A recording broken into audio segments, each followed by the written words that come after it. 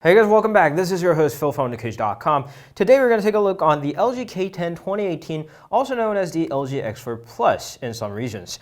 This is a mid-ranger kind of device. It's a bit pricey for that, but let's go ahead with the design of it. To be honest, it's not exactly a very inspiring design. It's a bit boring. Then again, this really isn't a high-end device, so I can't really ask for a design breakthrough. One thing that could have been better is the rear material. The entire phone is made out of plastic. LG claims that this is somewhat metal phone, but this honestly isn't. The back plate over here is made out of metal. That's all the metal it has. The rest of it, including the mid plate, is entirely built out of plastic. So this is more like a plastic phone with a thin metal cover on the rear. The biggest problem, I believe, is the display. It's an HD 720p panel, and the resolution isn't exactly to my liking, but it's okay, I can live with it. The bigger problem is the color reproduction. It's really bad. The colors look infuriously muted, and the white balance is way off the chart. And there is no white balance option even found in Xiaomi or Huawei, so you can't adjust it on your own. There's a comfort view feature that's like a blue light killer, but this clearly isn't white balance adjustment. And another bigger disappointment is the performance of the phone.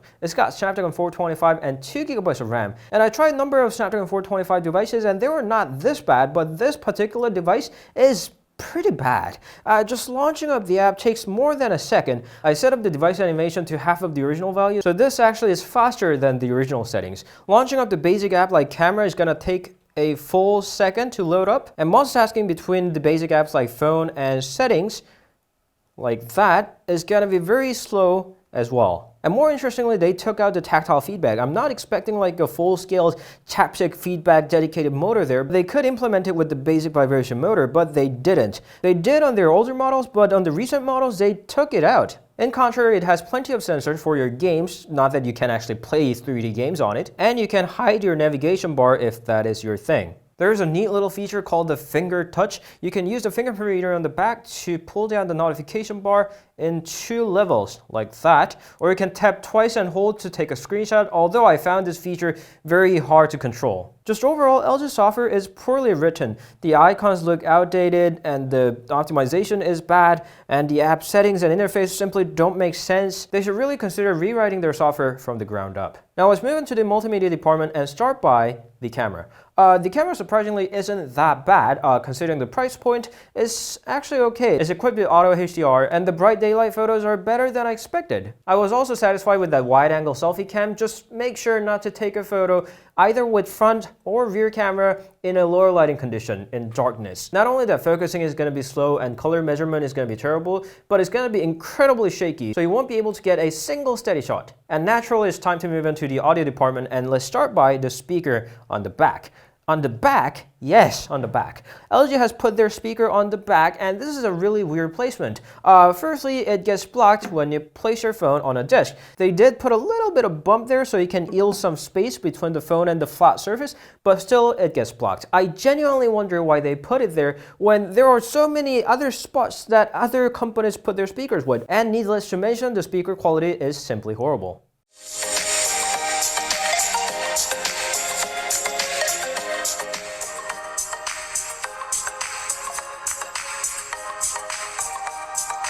For a number of reasons, you might be able to compensate that by having a 32-bit DAC right there that's going to be enabled with the wire connection. This provides you with better audio quality than the built-in DAC, but there's no equalizer or sound effect. It's just audio balance with left and right. However, one part that's pretty good is the battery life. It lasts up to 5 hours of screen on time, and I'm always on LTE network, never on Wi-Fi, so most of you should be able to gain even more than that. However, there is a catch. It charges through the microUSB port, and it takes a long time, around 2.5 hours to be specific. And that's all I have to tell you about the LG K10 2018. And you might be wondering, why does that guy have that many problems with a cheaper phone?